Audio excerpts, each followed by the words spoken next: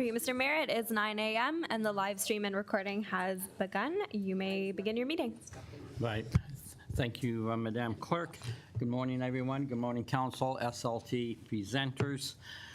We get through that one weekend of the year that defines the end of summer. Great to see so many smiles still on our faces. And great to see we have quorum, so I call this meeting into session. And the first thing up is a national anthem. We all ask all those that can to please rise.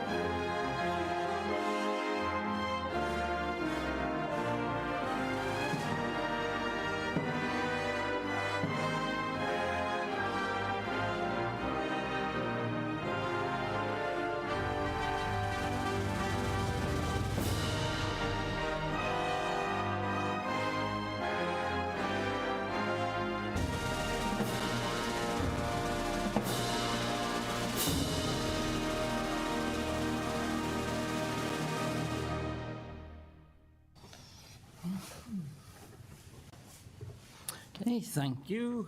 Next up is the land acknowledgement statement. And this morning I have the honor of reading it. Town of Pelham is situated on treaty land steeped in the rich history of the First Nations, such as the Hadrondawank, Haudenosaunee, and Anishinaabe, including the Mississaugas of the Credit First Nation. This territory is covered by the Upper Canada Treaties and is protected by the Dish with One Spoon Wampum Agreement. Today, many First Nations, Métis, and Inuit people from across Turtle Island live and work in Niagara. Town of Pelham stands in solidarity with all Indigenous peoples, past and present, acknowledging that our high standard of living is a result of the resources and lasting relationship of the Indigenous peoples. Thank you. I turn to the clerk. Thank you, Mr. Mayor. That brings us to the approval of the agenda, and I have a motion moved by Councillor Wink, seconded by Councillor Niznik. Be it resolved that the agenda for the September 3rd, 2025 regular meeting of Council be adopted as circulated. Thank you. After viewing the agenda, any further discussion? Not seeing any, I'll call the, oh, I'm sorry, oh, you're waiting. Without any further discussion, I'll call the vote. All those in favor? And my motion carries. And next up is the disclosure of pecuniary interest. And after viewing the agenda, does any member of council have a pecuniary interest to declare?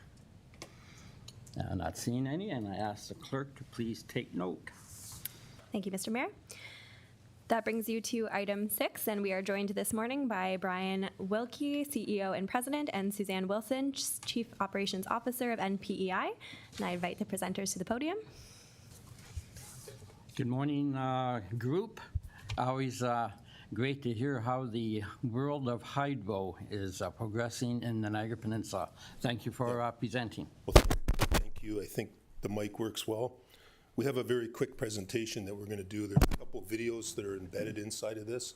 And earlier we spoke with the clerk, and she will circulate the presentation with the videos to you. And I would encourage you to look and view them. They're very informative.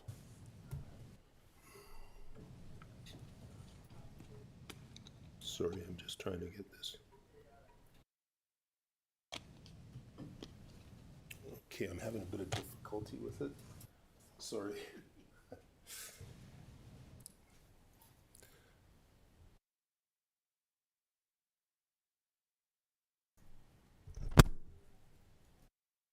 Okay, so we're okay? Okay, so we officially began business in 1915 as Niagara Falls Hydro Holding Corp., Niagara Falls Hydro Commission, pardon me. And on January 1st of 2008, we officially merged with Peninsula West Utilities to become Niagara Peninsula Energy. The next slide shows you our organizational structure. There's the City of Niagara Falls, which owns 74.5%, Town of Lincoln, Town of Pelham, and the Township of West Lincoln, and they own 25.5%.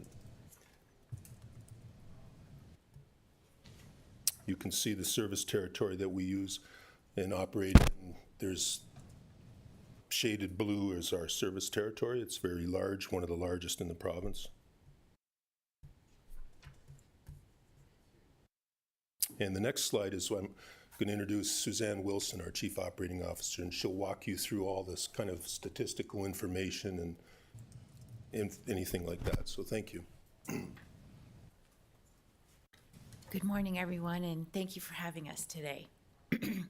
So I'm just going to go through the 2024 Ontario Energy Board Distributor Scorecard. So when we did this presentation, we didn't have all of the numbers from the Ontario Energy Board. We do now. Our board just approved the scorecard yesterday, and it will be posted on our website on September 17th.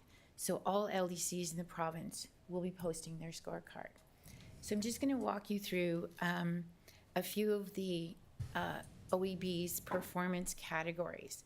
Service quality, which is the businesses connected on time and residential homes. Service quality also includes the scheduled appointments met on time, telephone calls answered on time. This is an important one. The Ontario Energy Board mandates that every LDC should answer the phone within 30 seconds, 65% of the time. Niagara Peninsula Energy met that at 81.54%. Our number actually dropped from 2023, and that's because of the postal strike that happened on November 15th. Our service center of customer service girls, the phones were flooded. How much do I owe? What's my bill? When's my due date? So because of that volume, our statistic dropped from 2023. Customer satisfaction on billing accuracy, we met 99.93% of our bills went out on time and accurately. Because of my time constraint, I'm not going to run through all of the statistics, but you can see this scorecard online September 17th.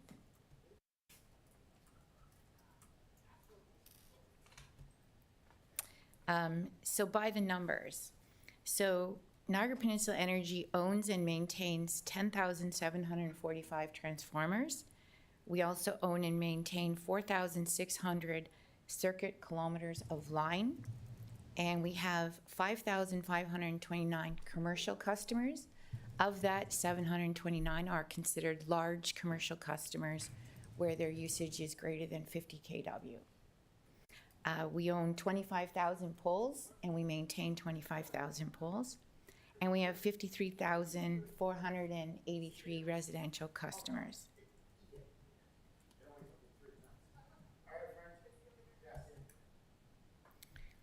In 2024, MPI invested over $15.9 million to various capital projects within our service territory.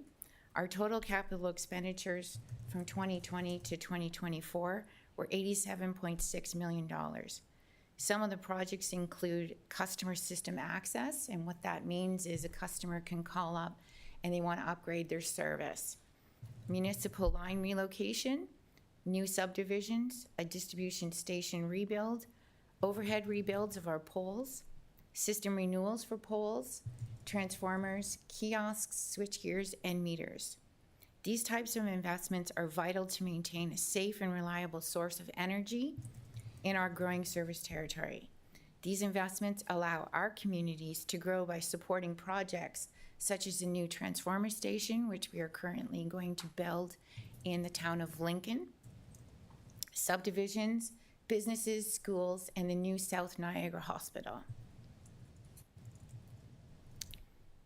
in 2024, our investments in the town of Pelham were switchgear replacements were $150,000, voltage conversion of the Port Robinson Road, $125,000, 3G to 4G meter replacement.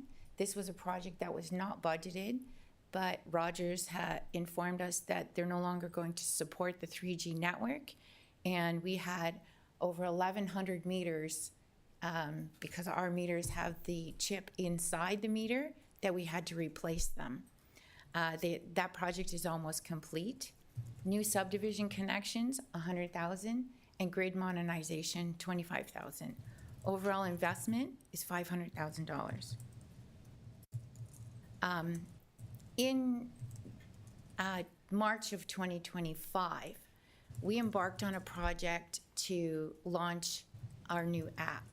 We did this in coordination with London Hydro. They're our website host. And what this app does, it's really useful for residential and small businesses. And what you can go on, the snapshot of the phone that you see on the side of the screen, I have the app. It's incredibly useful for energy management. What happens when a customer uses their electricity from July 1st to July 31st? You find out when we bill you in August, and it's too late. You can't adjust your air conditioning, your temperature, your house. But what this app does is it's real time. So today is September 3rd. The usage at my house from yesterday will be posted. So I'll know exactly how much KW, and there's two tabs you can see. One is cost and one is KW usage. You can toggle between the two. And it can tell you how many KWs you have used on September 1st and September 2nd. And why that's important, the little number that you see on the 10th, if it shows red, that's your highest usage day up to today. Okay, if it shows green, it's your lowest usage day. So any day you're having a family party and you're cooking, you'll know you'll probably turn red. Happens to me. But you check your account balances, you can view your energy usage, make a payment, and your pricing plan. And where this is important is when the pricing plans, the tier switch, which is mandated by the Ontario Energy Board, it goes from 600 kilowatt hours from May to the end of October, and then you get 1,000 kilowatt hours per month from November to end of April. So if you're tracking along and you see, oh, I'm approaching the 600 kilowatt hours, you should switch and stay on time of use pricing. So it depends on where you're using and how much you're using during the day.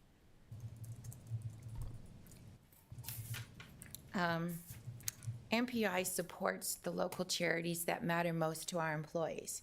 In 2024, we contributed over $290,000 to the community through charitable contributions, optional employee deductions, event sponsorships, our scholarships with the Niagara Community Foundation, and our low energy resistance program. The employees selected our e-bill campaign charities that we were going to donate to. We ran 2 campaigns in 2024. We raised $17,540 for local food banks. And then we set a goal. We had a smaller campaign that went from September to December.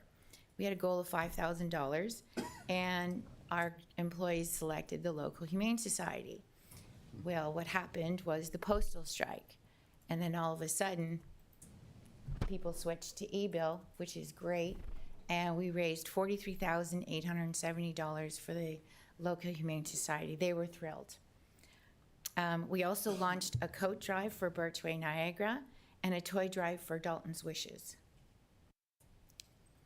We participate in Chamber of Commerce events throughout our service territory, supporting local businesses and promoting collaboration within our communities.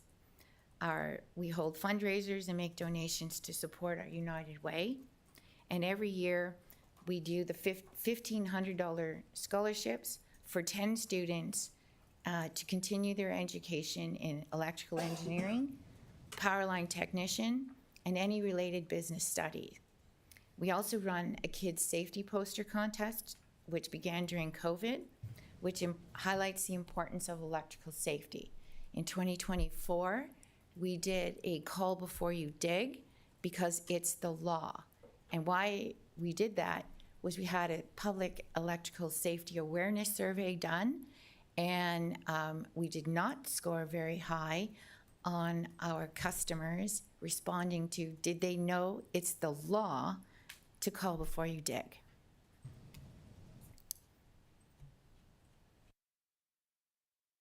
So I can't play the videos, so we will circulate those to you after.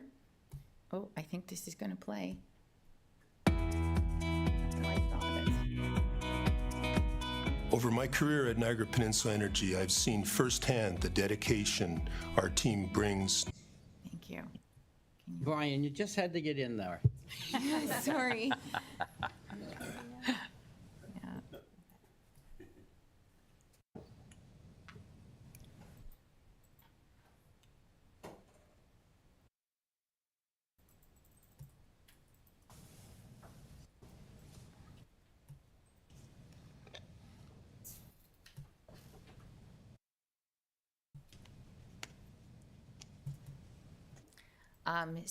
Our last slide is staying ahead of our risks and opportunities.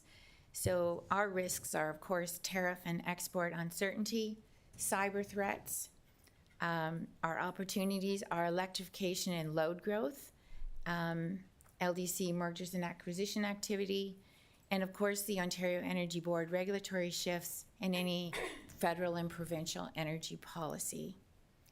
And if anyone has any questions? Thank you. Before I go to Bob, I got one question anyway. First of all, thank you for the presentation. Great to see that the corporation is so active in the community with all the support to the local charities and what have you.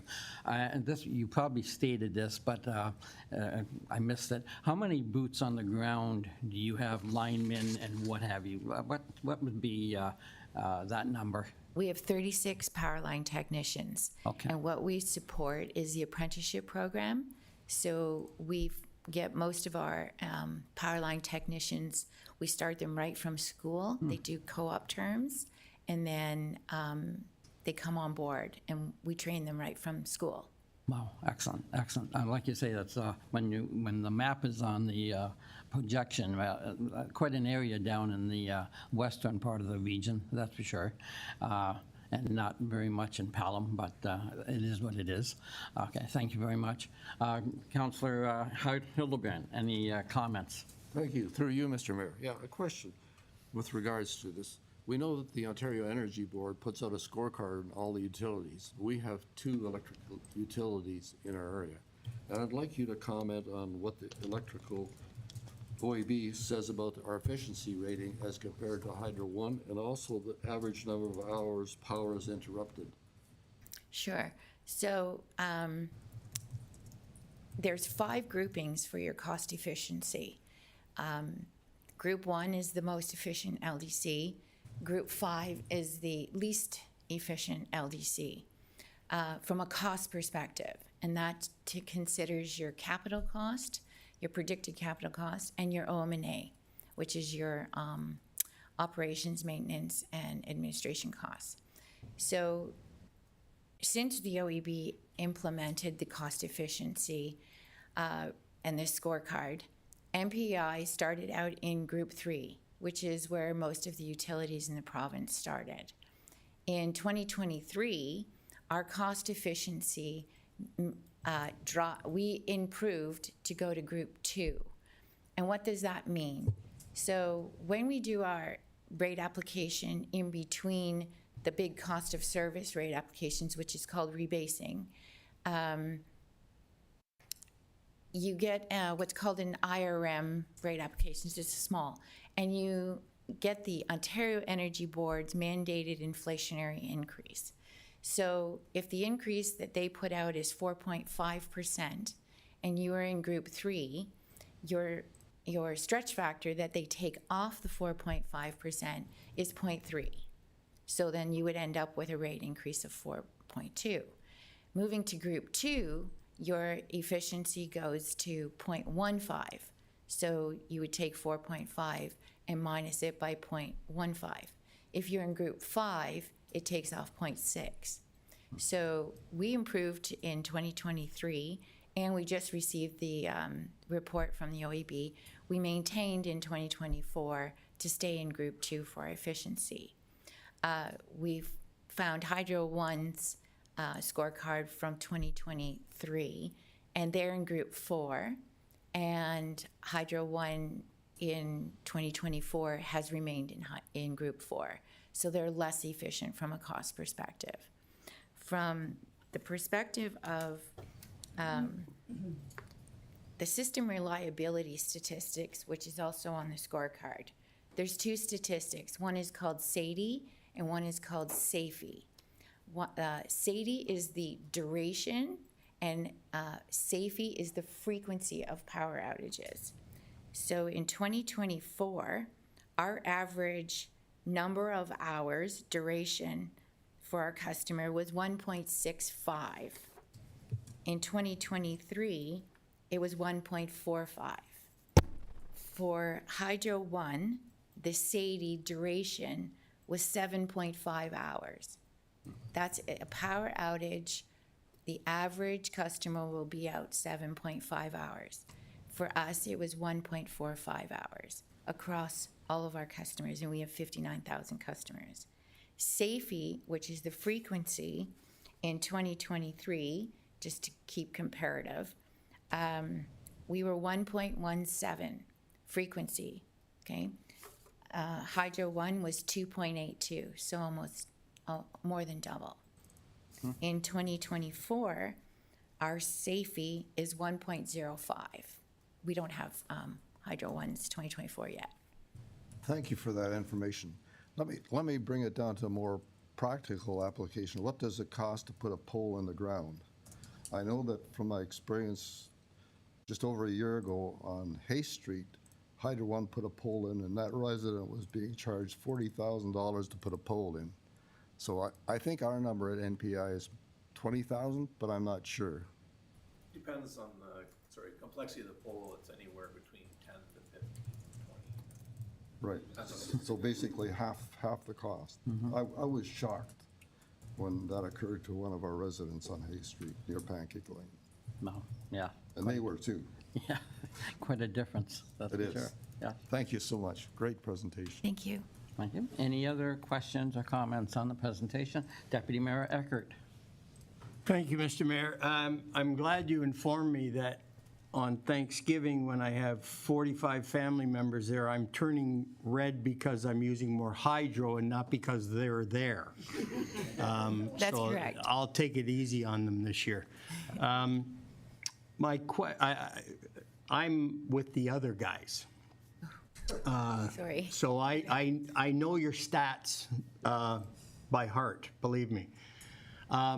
Question is, as a shareholder, the town, and we get a dividend, do you have any projections based on historical facts? And I'm not looking dollars and cents, but do you have a projection of what you think our return would be in the coming year? So for the return on equity, this is also on our scorecard. So I'm just going to explain there's a very large difference in a return on equity that you can take and look from our financial statements versus how the Ontario Energy Board calculates a return on equity. So when we do our rate application, the Ontario Energy Board sets your deemed return on equity, and it changes every year based on the market. And where they set those is they're looking at the bond yields at the end of September. So at the end of September, they'll take a look and set new deemed equities for 2026. So we rebased in 2021. The deemed equity for our rate application was 8.34%. In our previous rate application, which was in 2015, the deemed rate of return was 9.3. So you can see where the market has changed. So to compare us to every utility, you have to know where you actually rebased. So keep that in mind. The return on equity that we have achieved in 2023 was 9.81%, and our deemed was 8.34. In 2024, we achieved 9.45%, and the deemed is 8.34, and it will stay that way until we rebase again. So the dividend has grown over the years. Originally, it started out, the whole dividend was $500,000. Then it moved to $1 million. Then it moved to $1.2 million, then to $1.4 million, then to $2 million, then to $2.2 million. And our current dividend for 2025 that our board declared was $2.5 million. So the dividend is continuously growing, my prediction is it's going to stay that way. Things that can happen can drastically change your net income, and one of those things is a storm. A storm that can come through, as you saw the one that hit Fort Erie, the big ice storm, millions of dollars in damage. Hydro One was just up north, and we assisted them. We assisted them in Orangeville and in Peterborough. So these storms are unpredictable, and the costs, you don't know what it's going to be until it hits, right? Tornadoes have hit. Hydro Ottawa got hit by those tornadoes. They lost transformer stations. Like the transformer station we're looking to build in the town of Lincoln, we're projecting about $35 to $40 million. One transformer station. We have to build a second transformer station because of the growth in the area related to the South Niagara and Howe Hospital, and that's where the growth is happening. So we have a projection of where we want to go for our capital. So we're building a transformer station, hopefully be up in 2027, and then another one 5 years from now. 5 years from that, we have to build a second one, that's $70 million. So we have to be properly leveraged because we have to take on external financing for these two major capital expenditures. So growth can play a big part, but we're prepared for that. And our dividend, as you can see, our net income, we're a highly functioning utility, and it's growing. Thank you. Thank you. Okay, thank you. Councilor Nesek? Thank you. Thank you for your presentation today. Always learning a lot. So just sticking with the dividend. So how and when does the town get informed of what their dividend will be for that year? And then when does that payment come? And then how do we work with that to count on to budget? So the dividend is usually declared by our board in June, which is after the results, the audited financial statements, which we have to submit to the Ontario Energy Board by April 30th. So we'll have a board meeting after that. We present it to our finance. This year, the $2.5 million will be paid before September 30th. You're welcome. Any other questions or comments? A question I have. So in a couple of weeks, there's going to be a big event in West Lincoln, the plowing match, and I believe is that in your territory? It is. Yes, and to support all that infrastructure for the 4 or 5 days, I imagine you've had crews up there for the last month. No, it's a Hydro One event. Oh, it's a hydro. Oh, okay, excellent. Okay, so no more questions. Thank you. Let's just hope the power stays on. That's okay. Thanks, Councilor Kerr. Yes, thank you, Suzanne. That was great. Just to clarify for Councilor Niznik, the dividends will go to the holding companies. So the dividend that's paid out by NPEI will go to Penn West, and then Penn West has to give it to the town of Pelham. So there's an extra step. It's not direct from NPEI to the town. It goes, so that's why there's often a delay, because one goes to one company, then that company has to turn around and say, okay, we're going to pass this along. Okay? Just to clarify. Thank you for that. Thank you. Councilor Hildebrand. Just one other clarification on the dividend. The dividend basically is a pass-through from NPEI to Penn West.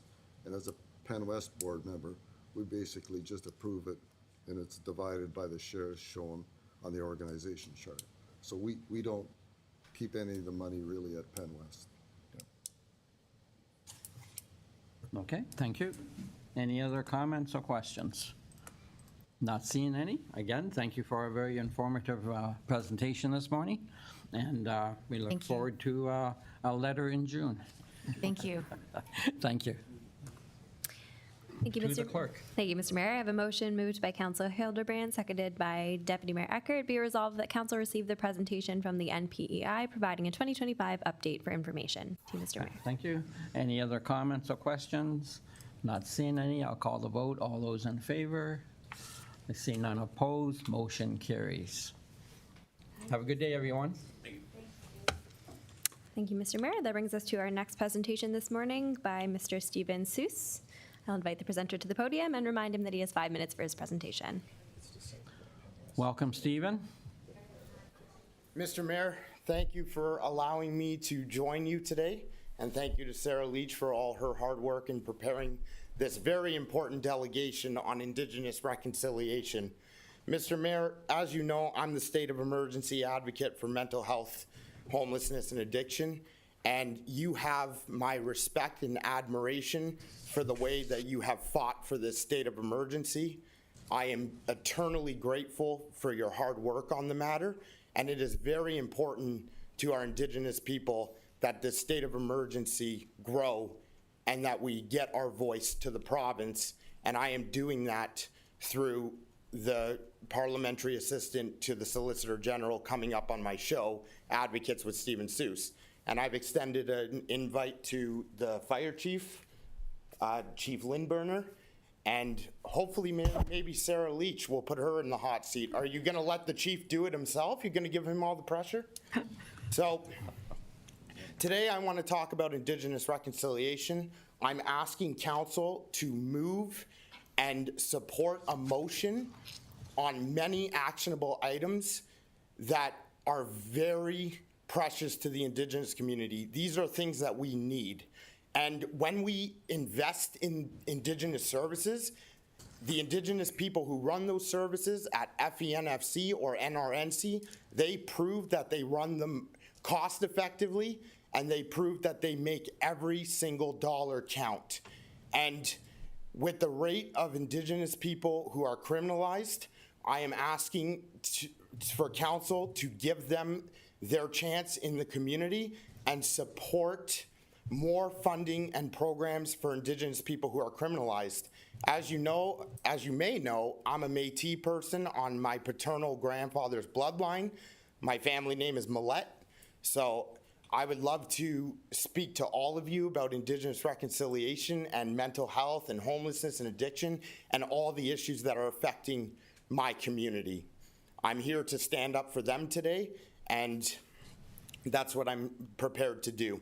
So the actionable items in my requests, the first one is scrapping the Racist and Paternalistic Indian Act, which refers to people like me as mentally defective. I mean, that is just egregious, so that's one thing that really needs to change with the federal government. I also want action on missing and murdered Indigenous women and girls and two-spirited people, because when families are searching for their loved ones, it is time-consuming and expensive. So I'm asking for a new category of employment insurance through the federal government to be created for those families. Next, I am asking for the Ministry of Education to implement more mandatory education on Indigenous studies to address the dark legacy of colonialism, intergenerational trauma, and residential schools. This is a dark, dark legacy in Canada, and it breaks my heart. I've spoken to people who have been victim of it. I have been victim of intergenerational trauma. I understand it, and I want to assist them as well. I would like more. I talked about the employment already. I would like an Indigenous treatment center. I mean, we're seeing this addiction emergency crisis just plague our region, and I am trying to stop a whole generation of young people from being wiped out from these issues, because that's what's happening. So It's all about providing culturally appropriate service. And as Indigenous people, we were the first healers. We are the experts on wellness. We've been doing it since before Canada's inception. So that is the fulcrum of that request. And then I've added one, so if I may approach the bench, I will hand in this revised motion, but I'd like Pelham Council to ask Ontario Health to fund an Indigenous mobile mental health crisis unit.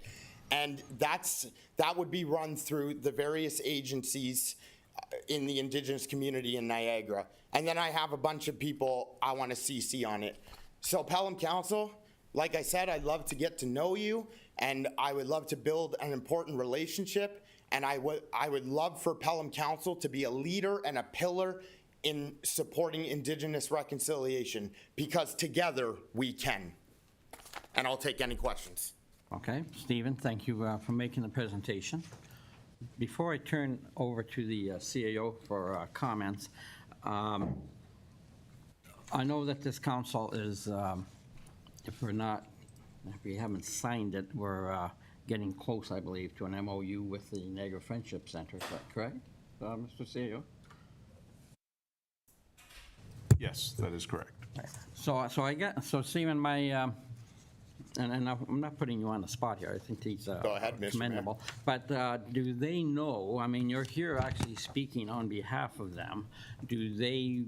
Are you in sync? Are they in sync with your ask here? And do you feel comfortable representing the Niagara Friendship Centers? Thank you for the question, Mr. Mayor. I'm here representing Stephen Sousa, and I'm simply advocating for a community in need. But I will tell you, the Friendship Center, they do great work, and they have been a great support to me, as you have, and my friend Gary Chambers back there. But I've spoken to them about these issues for years. So yes, the answer is yes. I do feel comfortable with proceeding with the motion. I think they would be very thrilled and happy to see a motion like this pass, along with our other partners, Niagara Regional Native Center, Niagara Chapter of Native Women. They're great. I absolutely love them. And then Niagara Region Métis Council, just to name a few.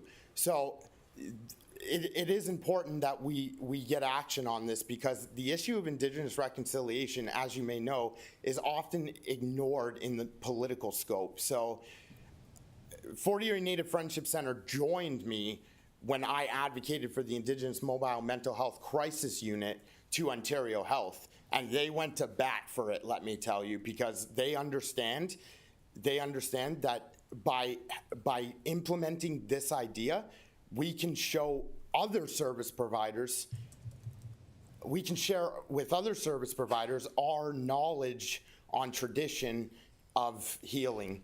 I'm getting a little tongue-tied. It doesn't usually happen to me, Mr. Mayor. Yeah, that's fine. That's fine.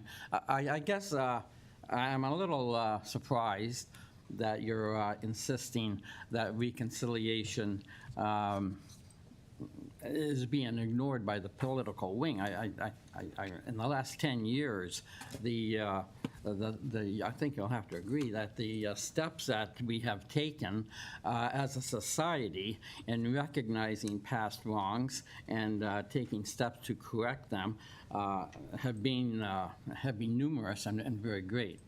And again, I always reference a point that when we did the Canadian Summer Games, I guess it was 2 years ago, we made sure that we included the Indigenous in the region, and if that had happened 10 years before, they would have been an afterthought, and we wouldn't have even, I don't think they even would have been consulted. So the fact that just about any time a government now acts, one of the first things is, well, what's the feeling of the Indigenous community? Let's get them on shore, or on the trail. Yeah. So I think there's been great headway made. That's for sure. So whether this is continuing, before I ramble on, I'll ask the CAO for his comments on this, if I may. Okay. Sorry, Mr. Mayor, if I may interject. Go ahead. Are you posing that as a question? Because I would be happy to answer Well, it. go ahead and give me your comments on what I Okay, just thank you said. for your indulgence. Well, the thing is here, the frustration with the Indigenous community is that we do appreciate acknowledgement, yes, but we want to see more action on the actual implementation of motions, policy, legislation that affects Indigenous people. So in comparison, I never said the issue was getting ignored. I said it doesn't get a lot of attention in comparison to other issues that are prevalent within the region. So, and the upper echelons of government. So, you know, we want to see that action. If you look at the commission on the recommendations federally on reconciliation, you would see that a minuscule amount of those recommendations have actually been implemented. Now, I am happy with the federal government's push to implement the red dress alert. That's huge. It is a plight and an emergency amongst our Indigenous people, especially our women. So I hope that provides some clarification. In no way was my intention to disrespect the work that your council and others have done on the file of Indigenous reconciliation. Okay, thank you, Mr. Zeus. And now if I'll turn to, before I turn to the rest of council, any comments you have on these recommendations before council this morning? Mr. CAO.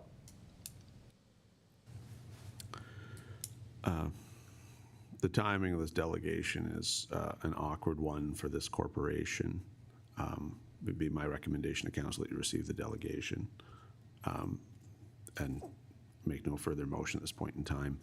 What I can say is that 2025 has been a year of heightened interaction with the Indigenous community and different significant players within the Indigenous community between the town in an administrative and or legal sense. Dr. Dusling's led considerable consultation and interaction with multiple Indigenous groups with respect to planning and looking at, you have more planning documents coming your way next year, but looking at what ongoing input is and looks like into all future planning processes. So we have an entire type of conversation going on in that sense that goes to the core of what we do as an organization, which is land use planning. And then separate from that, Director Van Ravensway and I have been working with the Niagara Native Friendship Center in Niagara-on-the-Lake, and we are hopeful. Honestly, I was hopeful to have a finalized document last week. That didn't come to pass, but we are close to having work product to bring to council. The core there is to have ongoing professional advice to come to the town. That's part of the relationship, to help us inform positions and opinions on issues such as these, so that we can engage in the advocacy that Mr. Seuss would like to see from us, quite appropriately, I might add. Nevertheless, we are outside an area of our historical expertise. Frankly, if historically we'd had more expertise, we might have a more just society now, but that's not been our nation's history, and here we are. So I can say that there's considerable behind-the-scenes work in these areas, but this is sort of premature for us at this point in time, and I think receiving this delegation is the most appropriate way forward for us. Okay, thank you.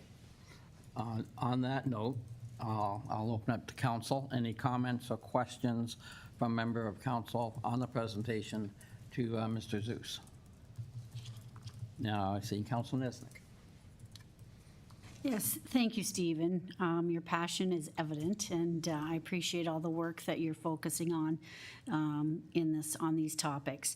So just when I read some of your supports, none of them are actually municipal government focused. So I think that for us to be able to, certainly we can, in the background, make sure that our town is working towards that. And I think we have done several events and several interactions with our Indigenous communities to begin work on some reconciliation foci.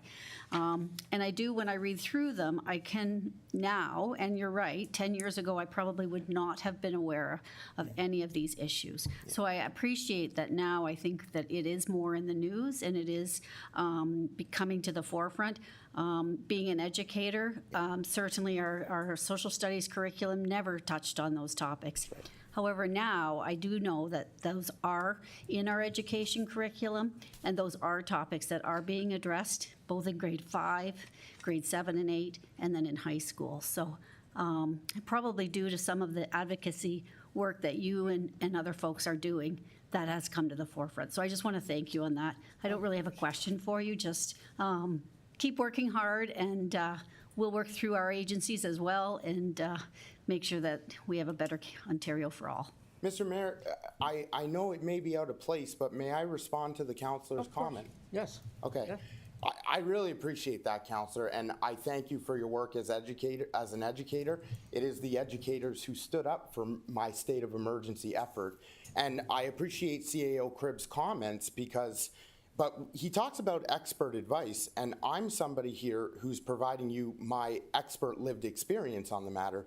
And we pass motions, councillor, all the time in municipal government that are requests to the upper echelons of government, because as you are well aware, municipalities are children of the province. And Pelham Council has assumed, I didn't want that to happen. Pelham Council has assumed a role in Indigenous reconciliation because of those events that you're putting on and because of that advocacy. So I think it would be appropriate, it is just my opinion, to let council debate and discuss the motion. I have all the respect in the world for CAO Cribbs and all the councillors sitting around the table. And when it comes to the education piece, because you'll appreciate this, right now I'm fighting for the Indigenous School Board trustee seat with the DSBN and NCDSB. So it's lagging, right? This is another example of, how Indigenous issues kind of get put on the back burner in a sense. So I'm really, as long as I see some kind of action from Pelham Town Council, I would be happy to participate in that action, but I will stand behind the fact that I think council retains the right to debate and discuss this motion, and I would beg you to allow it to proceed on the floor. Thanks. Okay, thank you. And right now, we are just discussing your delegation, just so we can clarify that. Any other comments or questions on Mr. Zeus's delegation? Okay, I see. Councilor Hildebrand. Thank you again for your passion. I can tell it's true. It comes from your heart. We appreciate that. I'd just like to comment on a different aspect with regards to Indigenous relations. Years ago, I would never, ever think, when you're dealing with the power industry, which I've been heavily involved in. When you're dealing with which, sorry, councilor? The power industry, the electricity. Okay. Industry. Indigenous relations and any communication with them was never part of the engineering part of a program. I can tell you right now, Hydro One has an Indigenous relationship group, and also NPEI deals with the Indigenous people whenever we're dealing with transformer stations, any of those kind of things. So we have progressed a long ways, like the education system. I don't think we're aware of the situation way back when I was working. But I can tell you now, from being involved with Hydro One and NPEI, the Indigenous are always involved in all these projects. Yeah. So progress has been made. It may not be as fast as you'd like, but progress never is as fast as we like. Not everyone works as fast as me, councillor. But and if I may respond through the chair, thank you. He's letting me get away with a lot today. You're right. But see, and you're touching on a very important aspect of Indigenous relations, so I highly appreciate that, because we have to ask ourselves, what has been the result of colonialism? It's been the silencing of Indigenous voices and many other aspects, but it has been essentially making Indigenous people less human with less human rights than the colonizer. So colonizers. I got to be very careful today. I'm trying to get through this, but so I do appreciate that sentiment, and I would be happy to have conversations with anybody, any agency, any even if they're not Indigenous in nature. I'd be happy to have those conversations because I think we're on to something great with all the work that we have done on the file so far. Thanks. Okay, thank you, Stephen. Any other comments or questions on the presentation? Excellent. So then I will turn to the clerk. So we have two options here, but we can either accept this as information, or if a council member wishes to make a motion, he needs a seconder, and then we would discuss in more depth these requests, I guess. Am I correct? That's correct. Okay. So I believe I got Stephen's request here in my piece of paper. I believe it's up on your agenda. Is there any counselor that wants to move this? And again, and is there a seconder to put a motion together based on Stephen's presentation and on these requests? I think it deserves the discussion. Yeah. And I don't see anyone who wants to do that. So, Stephen, what we will do, we will accept it as for information, and I'll turn to the clerk. That's correct, yes. Okay. So then, council, before us now is we all had a chance to comment and discuss. Is there, I'm now going to call the vote on receiving the report for information basis. And Mr. Mayor, I do have that moved by the Deputy Mayor as well as Councillor Niznik. Oh, okay, excellent, thank you. Any further comments from either the mover or the seconder? No? Any other discussion on the motion before us, and that is to receive for information? I see no other comments. Call the vote. All those in favor of receiving the report for information. Stephen, again, thank you for appearing before us today. My pleasure. And I think you can see from the discussion and what the words of the CAO, the town has been and will continue to be deeply involved in the reconciliation movement going forward. Yes, and I just want to thank this council. It's great to get more acquainted with you guys. It's very cozy in here, so it's not like the Welland Chambers. Yeah. I'm used to that. And I would like to see if we can at least discuss the recommendations with our partners and just say, hey, there was a delegate who came in and expressed that he would like these actions, and I would love to have that follow-up. And Mr. Mayor, I will be billing you for my trip here today, so thank you very much, everyone, and have yourselves a great day. Okay, again, thank you, Mr. Zeus. Yep. Thank you. I'll turn to the clerk. Thank you, Mr. Mayor. That brings us to the adoption of council minutes, and I have a motion put forth by Councillor Niznik, seconded by Councillor Wink. Be it resolved that the following minutes be adopted as printed, circulated, and read, being C13, 2025, August 6, 2025. To Mr. Mayor for any errors or omissions. Thank you. After reading the stated minutes, any member of council see any mistakes, either in omissions or additions? Not seeing any. I'll call the vote. All those in favor? Motion carries. Thank you, Mr. Mayor. That brings you to item 8. If there are any items to which council would like to lift from the consent agenda, now would be the time. Excellent. Any any member of council have any items that you would like to lift and discuss further? Not seeing any, Madam Clerk. Okay, thank you. That brings us to the consent agenda, and if any members of council wish to speak on a topic, now would be the time. Would you like me to proceed with categories, or just, okay. Go ahead. So beginning with staff reports. Okay, any comment on the staff reports? Not seeing any. Okay, correspondence? Councilor Kerr. Yes, I'm just at 9.3.1, which is the request for municipal significance designation. I'm just not quite understanding exactly what this is a requirement for. And we'll For the go request. to Ms. Van Ravensway.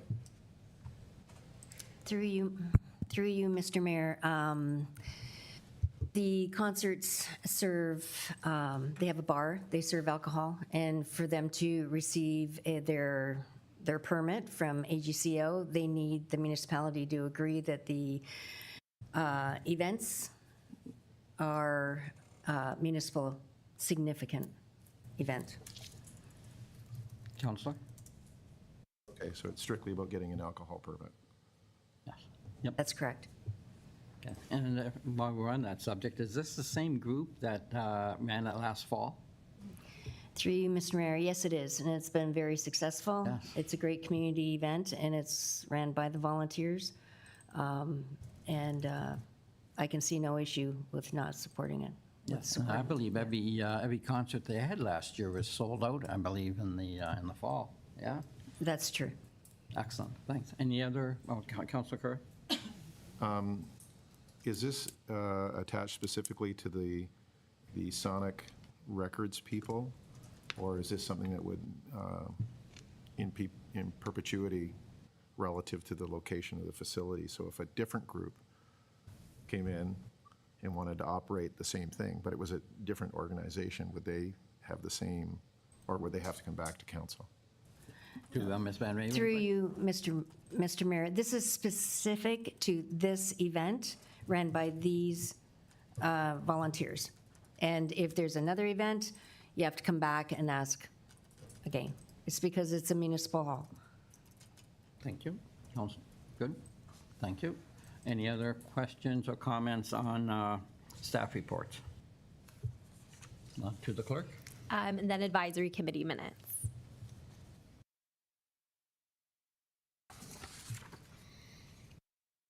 Again, I see no responses. Okay, that does conclude the consent agenda. Okay. Would you like me to read the motion? Yes. Okay. I have a motion moved by Councillor Kerr, seconded by Councillor Hildebrandt. Be it resolved that the consent agenda items as listed on the September 3rd, 2025 council agenda be received and the recommendations contained therein be approved. To you, Mr. Mayor. Thank you. One last time, any other comments or questions on the consent agendas? Not seeing any, I'll call a question. All those in favor? I see none opposed, motion carries. To the clerk. Thank you, Mr. Mayor. That brings you to item 11, presentation and consideration of reports. Our first report is 11.2.1, proposed 2026 council meeting schedule, and I have a motion put forth by Deputy Mayor Eckert, seconded by Councillor Niznik. Be it resolved that council receive report 2025-0014 for information, and that council approve this approve and schedule 2 council meetings and 1 public meeting under the Planning Act in April 2026 to be held on April 8th, April 15th, and April 22nd, 2026, and that the 2026 council meeting schedule as appended to the report be approved. To you, Mr. Mayor. Thank you. After reviewing the schedule, any council member have any comments or questions? Any comments from the CAO on the proposed schedule? The overwhelming majority of the schedule comports with our bylaw and our guidance from you, and there's a little bit in there that's advice, but frankly, we found that this year, for instance, it's worked really well having 1 meeting per month in the summer, 2 meetings in the summer. It allows for good vacation time, but also lets corporate work get done. And of course, even before it was a strong mayor system, that a council always has the capacity to call additional meetings. So we always have that kind of in our pocket, should we need more. And then part of the rest, we've had significant discussions and we've made good educated guesses for what council orientation looks like a year and a bit from now. But certainly, I think the clerk and I are, I don't think it's out of line to say we're aligned in what we think, how we think we should evolve council orientation, and that's sight unseen as to who's on that council. But I think this allows for a pretty efficient year next year, and unless there are questions or concerns, I think this will serve us very, very well. Thank you, Mr. CAO. One last chance to councilors. Any comments or questions on the schedule presented? Councilor Kerr. I'm glad to hear the CAO finds the dates acceptable, considering he's now a new student again back at enrolled. Thank you, Councilor. Any other comments? Seeing none, I'll call the vote. All those are in agreement with the motion? And I see none opposed.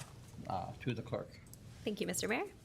Our next report is 11.2.2, Memorial Naming Opportunities for Ron Levins, and I have a motion put forth by Councillor Brunarski, seconded by Councillor Kerr. Be it resolved that Council receive Report 2025-0161 for information, and that Council directs staffs to proceed with option blank as outlined in the report with respect to the memorial naming opportunity in honor of Ron Levins. To you, Mr. Mayor, and there are 5 options contained within the report. Thank you. So before I pass this on to council, so I'm a little, my own feelings on this is that I would like to have, I don't know what the input has been from members of the Levins family, and would it, my own suggestion, depending on all of council, is to have the family choose the option as opposed to us. Is there any reason why that can't happen? And I will, perhaps I'll go to Ms. Loak. You've been working on the file? Oh, no, you're on something else? Okay. So, Vicky, Ms. Van Ravensway, is this, you know, what department is it? I didn't see who wrote this? Who wrote the report? It was combined with the clerk's department. Okay. Normally, the naming goes through the clerk's department because it's a recreation subject. I was involved in it as well. Yeah. And the reason why I believe that the immediate family was not involved at this point is because of the naming policy. And this is a council decision rather than the family's decision. So council input would be, to my knowledge, first, and then we would be directed accordingly. Yeah. Okay. Okay. I'll open the discussion to anyone on council. Any questions? And Councilor Kerr. Yes, I think, since we do have a naming policy, I think arbitrarily moving it to someone not within the council purvey to name literally anything within the town is kind of outside the boundaries from my personal perspective. This was a request brought by an individual in talking about the historical background of kind of where it came from. But ultimately, the naming of things still should follow the policy we have within the town. I think it's critical. If we bypass on this one, then there's a whole future line of saying, well, whenever any naming request comes up, well, council just gives it to whoever wants and says, okay, well, let's name something. So that's my reason for going. At least I think it's our decision to look through the options that are there. There are the multitude of options, deferral, the MCC dressing room, the arena park, et cetera. I mean, from my perspective, I think if we look at it, we have Harold Black Park. I think the arena park might be most appropriate if we were going to look at something of the 5 that are there. The MCC, the fruition of the MCC and the actual building of it and everything else was really done many, many years after there was land acquisition undertaken, but really the final culmination of it really was not decided by Mr. Levins or that council at that time. It was just a land acquisition. They had kind of an overview, but not the specifics. So, and we know where we are with the MCC. So I'll just say, from my perspective, I can lean towards option 3 at this particular time. And I'll leave it at that. Thank you. Councilor Acker? Yes, thank you, Mr. Mayor. We had some discussions earlier about the family being involved, and I understand the policy. So I know from Mrs. Cook's presentation, and I'm sure she's probably had some conversation with the family. I'm stepping out on a limb assuming that, but you know, the preference all along was to name something at the MCC in honor of Ron for his contribution towards the building of the MCC.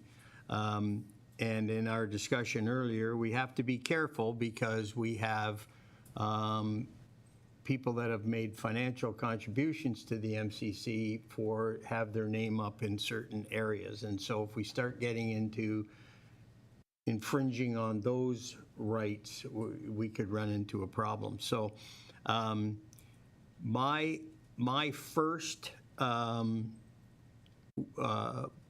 preference would be option 2.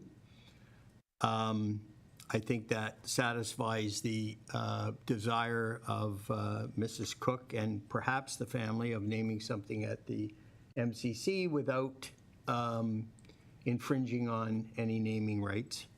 And my second option would be the park on Hay Street with Councillor Kerr,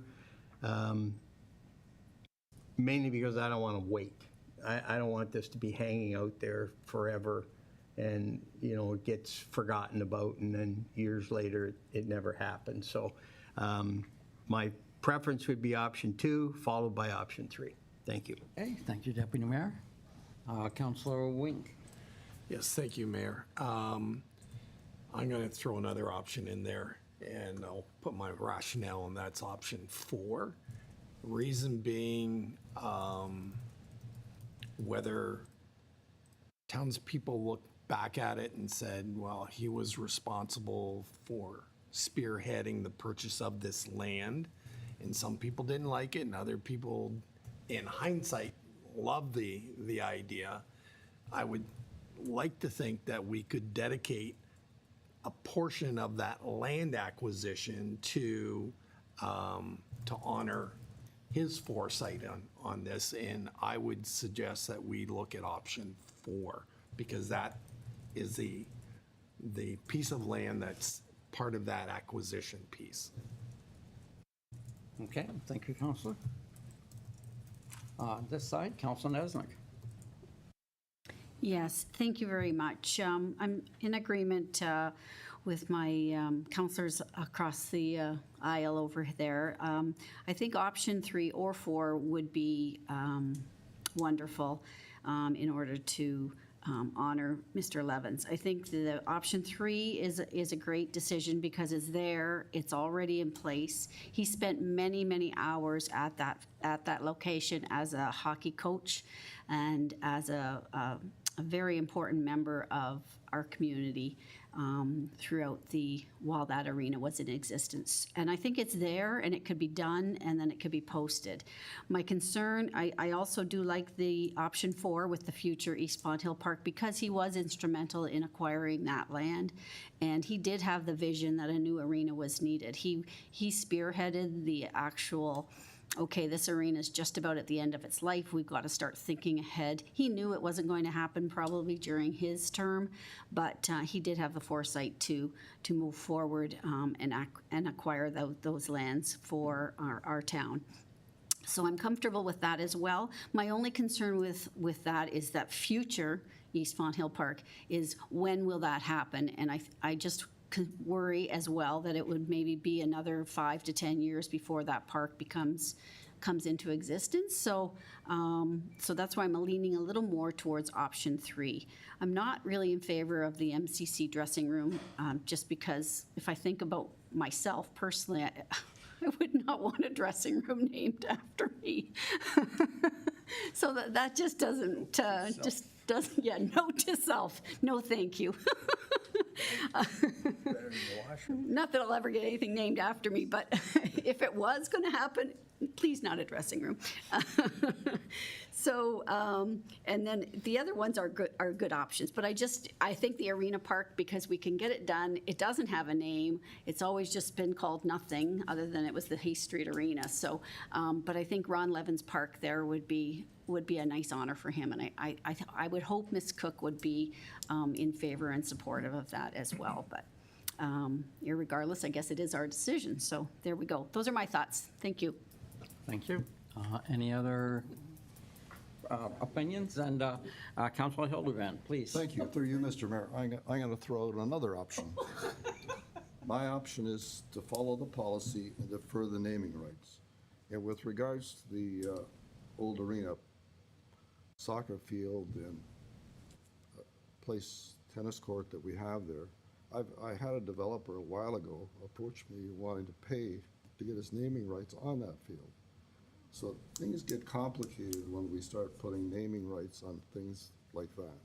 So at this time, my vote is for option one, follow the policy and determine in the future what we plan on doing. Thank you. Thank you. Councilor Bernarski. Thank you. Through you, Mr. Mayor. I would agree with Councilor Hildebrand that option one, following the policy, we've got something in writing already, and I think following that just allows it to remain, it's clean now, and it remains cleaner for the future, and when any of these may come up, Councilor Niznik's dressing room, when that happens, we can stick to the policy as it is, and there may be other options that recognize his contribution and his legacy that we just don't know of yet, but keeping him and his name there for consideration as something appropriate does come up. So that's where I would be leaning towards. Okay. Thank you. Thank you, Councilor. So Councilor Van Ravensway, Director Van Ravensway, I'm sorry. So refresh everyone's on policy. So that what would happen now then if we went strictly with policy? I would refer this back to our clerk, and she can probably answer better. Oh, okay. To the clerk, Thank please. you. Through you, Mr. Mayor. We do accept names, and they are included on an approved names registry, which is then forwarded to the planning department. The planning department is reviewing this registry and looking at upcoming development, road opportunities, naming opportunities. Granted, they might not be as significant as some of the options contained within the report. This is coming before council purely because there was the request to council through the delegation. Otherwise, it would just be maintained on that approved name registry for a future appropriate time. Okay, thank you. To Director of Planning, Ms. Dusling. Obviously, you have had great say in these 5 options, or not? Through you, the mayor, the planning department really looks to make sure that there's no duplicate names. We look at it from that perspective, and Yeah. we've not been privy to this report. Okay, so you have had no input in these. Okay, thank you. Through you, Mr. Mayor, the options aside from the policy aspect were proposed by the Recreation Department. Okay, thank you. Councilor Nesbitt? So just a question through you, Mr. Mayor, to our clerk. So these options, though, like we are following the new policy as written. Am I correct? So his name was approved to go on the naming list. The reason we have it coming to the forefront is just because Mrs. Cook kind of spearheaded let's get this name on something in town, which also follows the policy, just that none of us thought of it. She brought it forward to us, so that's why it's here. Thank you, through you, Mr. Mayor. That is mostly true. Yes, the policy did put the naming opportunities in the hands of staff. Again, we haven't really looked at larger, park naming, whatnot, so that may have come back to council at a later date. Staff at this time have been assigning names to roads and smaller projects. Okay, thank you. Okay, thanks. Oh, sorry, could I just have so one on the- more voice? I'm sorry. I'm sorry, just one more clarification. Through the- Yeah, go To the ahead. clerk, okay, thank you. So we wouldn't be going against anything in the policy if we chose an option today? No. This is following the policy as written? Correct. At any time, council can make a decision to supersede staff's direction Okay. on naming All opportunities, right. yes. Thank you. Okay, thanks. So, Madam Clerk, being the fantastic clerk that you are, what options have we had put forward so far? All of them. Oh, yes. Actually, I have recorded the, Yes. option 2, 3, and 4 were the popular ones. Okay. And option 1 for Councillor Hildebrand and Brunarski. Yeah. Every option except for option 5. How about that? So then, Madam Clerk, if we were to try to move this along, how would you give us a suggestion to move on now? Do we just, do we take just 2 or 3? I mean, all of the options were obviously put forward by councillors. Yep. So, So procedurally, it would just require a councillor to bring forward an option through motion. However, I do understand the CAO has a you'd like Mr. CAO, help us out of this quandary. What's fascinating is that the conversation you've all just had mirrors the one that senior staff had in creating this document. There are 5 valid ways forward for you here, and there are people in this room who can make arguments for and against. Like everyone has at least one advocate in the room. So what I would suggest, I have 2 thoughts. At the end of this process, the default process of naming occurs while we're planning for new and future growth.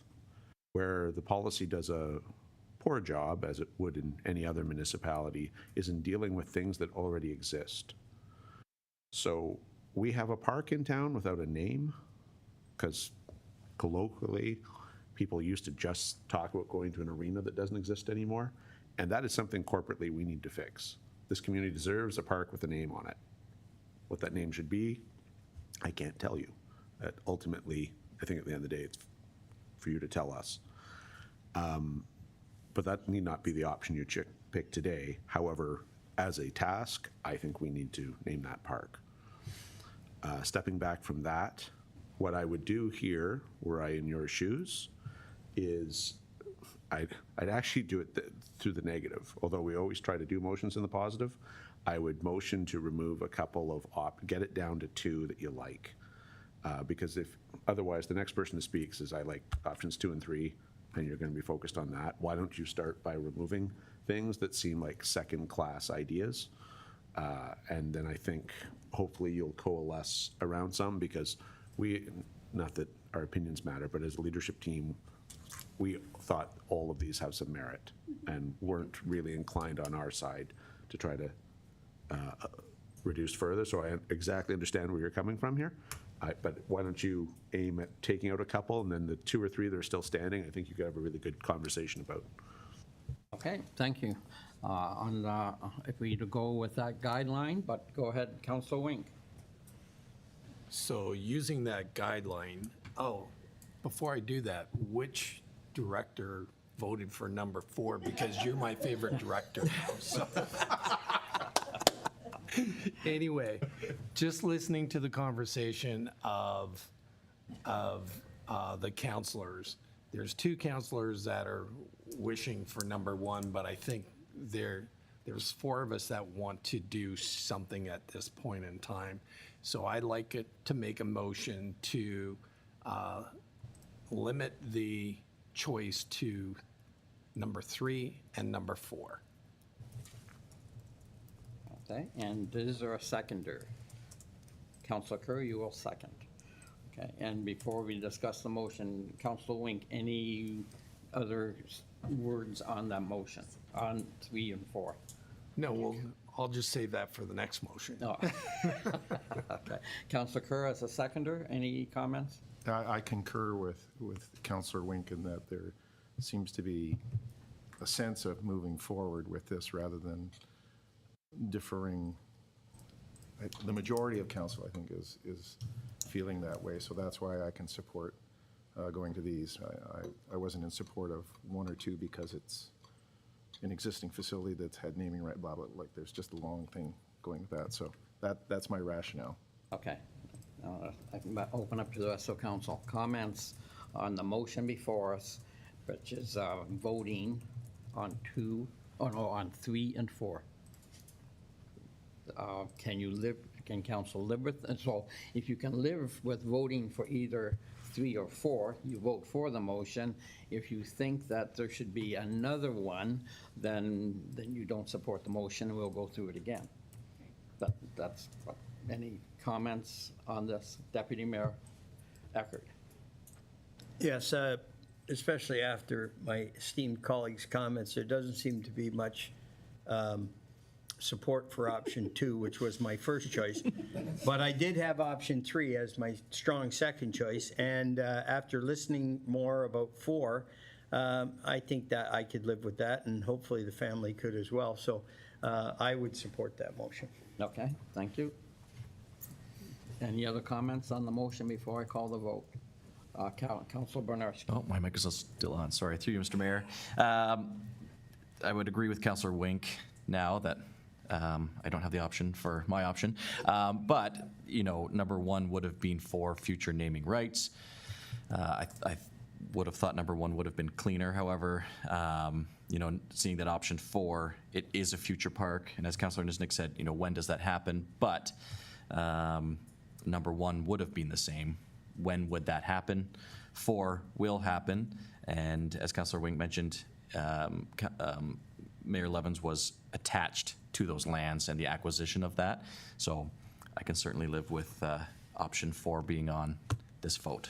Thank you. Okay, thank you. Any other comments? Councilor Hildebrand? Through you, Mr. Mayor, I agree with what my fellow councilor just said. Because future East Font Hill Park is what option 1 really referred to, so I can deal with that. Okay, thank you, Councilor Hildebrand. Any other comments or questions? So we're going to vote on the motion to include 3 and 4 on a separate vote. Okay, no other comments? I call the vote. All those in favor of the motion? I see none opposed. Turn to the clerk. Through you, Mr. Mayor, so council has effectively limited the scope of the decision to option 3 and 4. So again, that's on the table for discussion. Okay, and then do we need another motion now? Or? You would need another motion to select an option, yes. Okay, Councilor Wink. So I'd like to go with option 4. Reason being, Ron was a coach at the old arena, a coach. There was several coaches over the history that put in the same number of hours or more at that arena. What's significant about number 4 is the decision to buy the lands and to have a park in his name on the lands that he spearheaded, I think is more significant than the little park down the street from my house. Now, on that topic, I agree that staff should be looking at naming that park sooner than later because it has no name at this point in time because the old arena is not there. So I'd like to make a motion for number 4. Okay, and is there a seconder for number 4? I'll go with Councilor Bernarski. And before we have any further discussion on that motion, may I just say that I had 10 years of coaching in minor hockey myself, just saying. Me too. There you go. Dressing room. Yeah, no, not a dressing room. Okay. So the motion's on the floor, Council. For motion by Councilor Wink, seconded by Councilor Bernarski on option number 4. Any discussion on the motion further? Councilor Kerr. I can support it. I agree. I think it also fits into what Councilor Hildebrand brought up about someone looking at potential naming rights for that arena and willing to finance it. I mean, that's suddenly, like everything, right? It sits in the back of your mind as to every community everywhere is selling naming rights on everything. But as Councilor Wink has said, a piece of property that was spearheaded to be acquired by Mr. Levins as a park there, I think would be appropriate. Agreed, it's not as fast as maybe what we'd like, but it's put in position and it would come forward, so I can support it. Okay, thank you, Counselor. Any other comments or questions? Not seeing any, I'll call the vote. All those in favor of option 4? I see none opposed. Motion carries. To the clerk. Okay, thank you, Mr. Mayor. That brings you to the motion as amended, inclusive of option 4. I would be looking for a mover and a seconder for this motion. Moving on a seconder, we'll go with Councilor Wink, Councilor Bernarski. Thank you, and for the vote? Yep. Any further discussion on the motion? Not seeing any. Call the vote. All those in favor? I see none opposed. Motion carries. Thank you, Mr. Mayor. The next report is 11.2.3, storm outlet for Station Street and additional engineering fees. I have a motion put forth by Councillor Hildebrand, seconded by Councillor Kerr. Be it resolved that Council receive Report 2025-0165 for information, and that Council approve additional fees in the amount of $45,000 plus applicable taxes to Carrie T. Howe Engineering Ltd. to complete the detailed design of Station Street, and that the additional costs be funded through the Roads Reserve. To Mr. Mayor. Okay, thank you. Before I go to council, let me go to our Director of Public Works. Jason, I see you're joining us by Zoom today. This obviously doesn't appear to was our first choice, but after engineering looking at it, I take it it's going to be an adequate solution to the water problem? Through you, Mr. Mayor, yes, that's correct. There were 2 options we were considering in the initial phases of the design. The one option was to bring a storm sewer between 2 residential properties to the stormwater channel in the east Fawn Hill area. That proved to be problematic because of the proximity of the homes to that outlet. So the other option we considered was to bring the stormwater down Station Street to Summersides and then bring it through Mountain View's proposed development for Park Place South, which is through the unopened road allowance of Norgate Way, to connect to the same stormwater channel. So both viable options, relatively equal in cost. This option will avoid using private property and will allow us to provide a suitable outlet for the project. Okay, thank you for that background, Director. To council, any further questions or comments on this item? Deputy Mayor Eckert. Yes, just through you, Mr. Mayor, to Mr. Marr. Councillor Wink has been involved in this more than I have, but I'm aware of the problem too. We have that one area there of drainage that causes an issue, and we're there 3 or 4 times a year cleaning things out and stuff. When Station Street gets redesigned and this stormwater management is in place, etc., I don't know if you know which one I'm referring to, but will that ease this problem, we hope, as well? Through you, Mr. Mayor. So I'm assuming you're speaking on the properties that would be south of College and Emmett area and those drainage areas? Yes. Yeah, and there's also, there's really poor drainage all along Station Street, anywhere south of Summersides. Currently does not drain well. When we reconstruct Station Street, again, full urbanization, it'll be all new storm sewers, curb and gutter. The road will be lowered by almost 8 inches to accommodate the storm sewers and the runoff. And yeah, once it's urbanized and the project's complete, the storm sewer drainage issues should not exist anymore. Thank you. Thank you, Deputy Mayor. Any other questions or comments? Not, Councilor Nesnick? Yes, thank you. So I'm seeing that we have to choose between option 1 and option 2. So I would be in favor of option 1. No, I think you're mistaken. No? Okay, thank you. Okay? Yep. Okay. Thank you, Councilor. And any other comments or questions? Not seeing any, I'll call the vote. All those in favor of this option? And not option. Yes, thank you. I see none opposed. Motion carries. To the clerk. Thank you, Mr. Mayor. That brings you to item 14. I have a motion put forth by Councillor Wink, seconded by Councillor Bernarski. Be it resolved that Council of the Town of Pelham, having given due consideration to the following, do now read a first, second, and third time, and do pass same, and that the mayor and clerk be and are hereby authorized to sign and seal the bylaws. Number 1, bylaw 45-2025, being a bylaw to amend 13-2023 to appoint a member to the Pelham Cultural Advisory Committee. To you, Mr. Mayor. Okay, thank you. Deputy Mayor Eckert? Yes, just before we move on, we went over new business, and I hadn't spoke to the clerk about this, but you and I had a discussion about a matter earlier. Is that an appropriate time to bring this up? Yeah, I believe it is. Okay. So just, sorry, Madam, I'm getting the look. She likes surprises. Oh, no, she doesn't. Recently, within the last couple of weeks, we had quite an achievement took place by a resident of Font Hill. I spoke with this young lady at the Peace Park one night, and she told me she was just honored to compete and didn't expect to do very well at the games. But Jeanette Dempster, a resident of Font Hill, competes in the transplant games. She spoke at our staff recognition.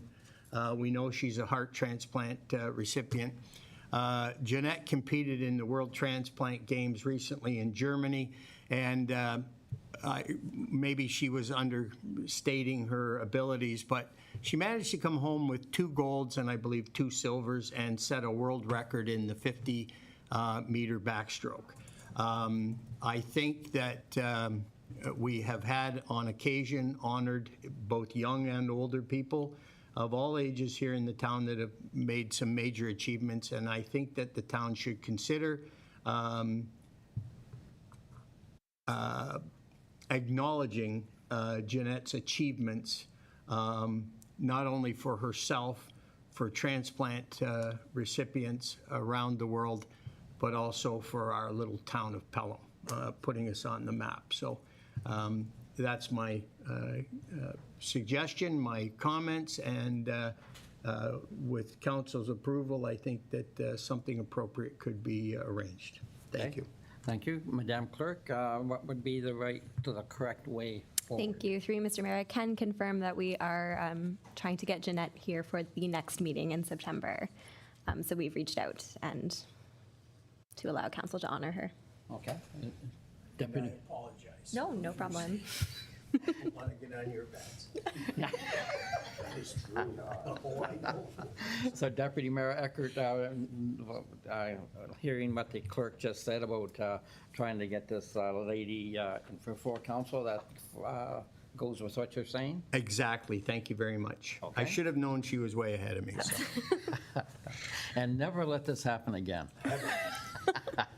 Thank you, Deputy Mayor. To the clerk. Thank you, Mr. Mayor.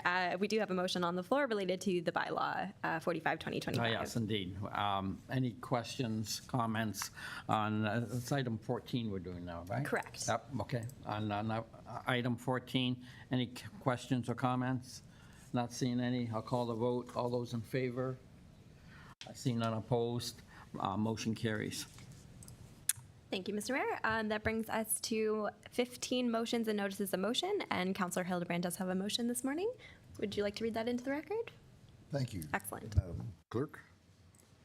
Whereas 6 level 2 electric EV charging stations were installed in the town of Pelham in 2022, and whereas the 2-year performance analysis from 2022 to 2024 has revealed modest utilization with an average of approximately 30 charging sessions per station per year. And whereas this level of usage has generated limited revenue and may not fully offset associated costs such as electricity maintenance and network fees, now therefore be it resolved that council directs staff to prepare a report on the current performance of the town EV charging stations and provide recommendations for future planning, including consideration of restricting the 6 designated EV charging spots to electrical vehicles that are actively charging in order to allow increased utilization of these prime parking and charging spots. Thank you. Okay, thank you. And Council, do you have a seconder for this motion? Yes, I do. Oh, Council Nesnick, you're seconding? Yes, thank you very much. So, Wait. Thank you for that. Apologize. I'll go back to the motion to Councilor Hildebrand. It's your motion, sir. Any further comments? Yes, I have further comments. Oh. When I saw the data, I was surprised. I didn't expect such low usage for these charging stations. The total number of charging that occurred at the town hall over the 2 years was 363, whereas at the Meridian Center, it was 831. That's 2 stations versus 6 stations. But then I thought I'd take a look. Are these charging stations on the map for charging stations at the town hall? And yes, they are, everywhere I look. And then I talked to my friend who owns 4 EVs, 2 Teslas and 2 others. So I said, what's going on? He says, well, here's what happens. In a level 2 charging station, with my Tesla, the maximum I can get in 1 hour of charging is 50 kilometers.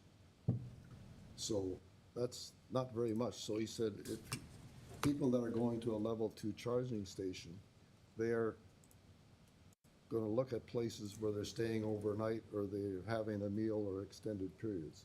The level 3 charging stations, basically, you can get 10 times the charge out of that station. So it's, if you're driving an EV, that's where you go. The other thing is, that I found out too, is way back when, the number of Teslas that were sold was 60% of the market. I understand it's down to about 40% now. But Teslas, you don't need an app, you don't need anything. The software is right in the car, they tell you where to go, they tell you whether it's available, you just show up and you charge. And in a supercharger, you can go 322 kilometers in 15 minutes. That's how fast that thing charges. Now, the level 3 chargers, not the ones that we have, but the highest level ones, you can go 200 kilometers in 15 minutes. But even still, commercially, there's a lot of people stopping at the Meridian Center because these are commercial users and they need a quick charge so they can go a significant difference. So I think that's why the utilization of the level 2 stations hasn't occurred that we expected. A question, if I may, Councilor Hildebrand. There are, and this is, I'm talking about data that I remember reading 2 years ago. There are batteries on the market that have to be charged slowly because if they go and buy the adapter to charge fast, it ruins the battery. Is that correct? Your car has to be specifically designed to take a certain amount of power. Like even with the Teslas, there's different models of Teslas and different years of Teslas that only take a certain amount of power. Like I think all of them can take level 1 and level 2 charging, as far as I know. But when it comes to level 3 chargers, then you got to be more discreet on what you're doing. But the guys that own these vehicles, they seem to be pretty sophisticated and know exactly what they're doing, because I know that my Tesla friend, he said that level 2 charger says they can put out 7 to 11 kilowatts power. But he says the maximum I've ever been able to get out of a level 2 charger is 7 kilowatts. So even though these flow chargers say they can put out more power, it just doesn't happen. Okay, I jumped a process here. Thank you for that, Councilor. Sure. Councilor Nesnick has seconder. And any further comments? yes, thank you very much. So I think the purpose of the motion is to review the lack of use at the town hall and those empty parking spaces, the 6 of them, when we have large events happening, such as the Summer Chill Series, the market.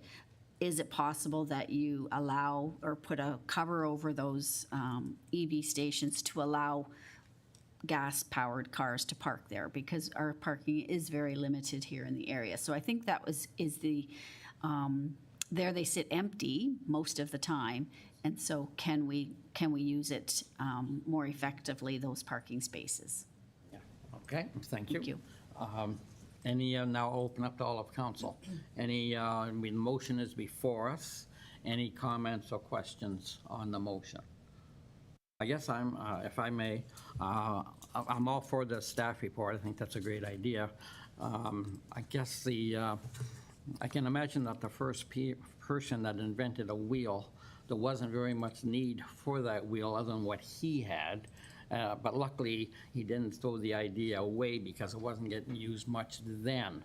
I'm hoping that we don't, maybe we're ahead of the game, and the electrical market has slowed and there's not enough vehicles to support. I'm all for a study to see, do we have the right chargers? Do we not have the right chargers? Do we have too many?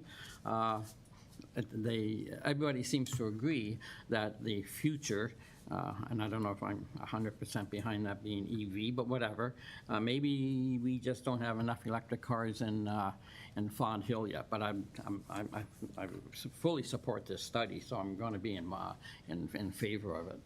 That's my own thoughts on the subject.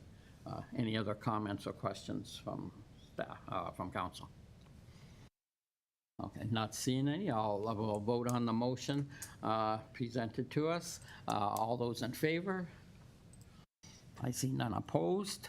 Motion carries. I'd like to thank the motion, the presenter and the seconder for bringing this motion to council. Thank you. And I turn to the clerk. Thank you, Mr. Mayor. That brings us to item 16, resolution to move in camera. And I have a motion put forth by Councillor Kerr, seconded by Councillor Wink, that council resolve into closed session to considering the following matters. 1, closed session presentation from IT, security of town property, and that relates to section 239(2)A of the Municipal Act.